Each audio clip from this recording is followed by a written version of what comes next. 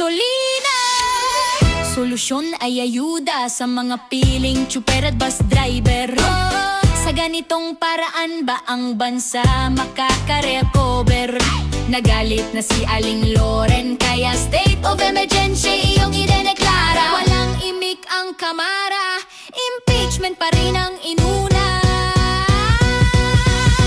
Parang bobo mo, bakit nahuhuli ang reaksyon? Daig ka pa ng ibang leader ng ibang nasyon. Parang bobo mo kasi di mo agad naisip at nakita ang posibleng mangyari sa bansa kung krisis ay lumala. Wala tayong kontrol, yan ang paulit-ulit na sambit. Hawak nyo ang direksyon, subalit kami pa rin ang gipit. Kung global man yan, may lokal na aksyon at galawan. Reactive ka masyado, maging proactive ka naman. Ano ba talaga ang posisyon? Reporter ba o pangulo? Daig mo pang newscaster kung mag-report sa mga tao.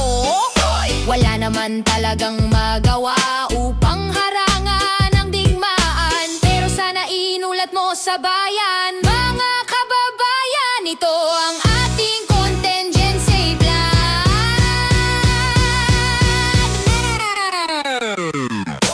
Araw-araw kaming nag-aabang kung ano ang mga balita.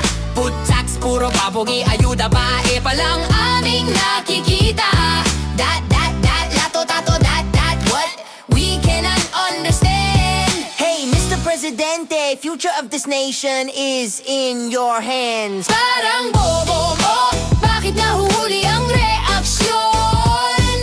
Daig ka pa ng ibang leader ng ibang nasyon. Parang bobo mo kasi di mo agad naisip at nakita ang posibleng mangyari sa bansa kung krisis ay lumala. Parang bobo mo, ayusin mo naman.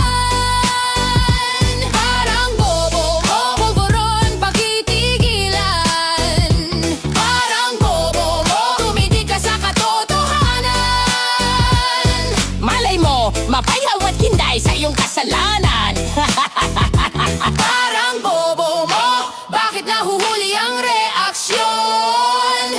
Daig ka pa ng ibang leader ng ibang nasyon. Parang bobo mo kasi di mo agad naisip at nakita ang posibleng mangyari sa bansa kung krisis ay lumala. Oy!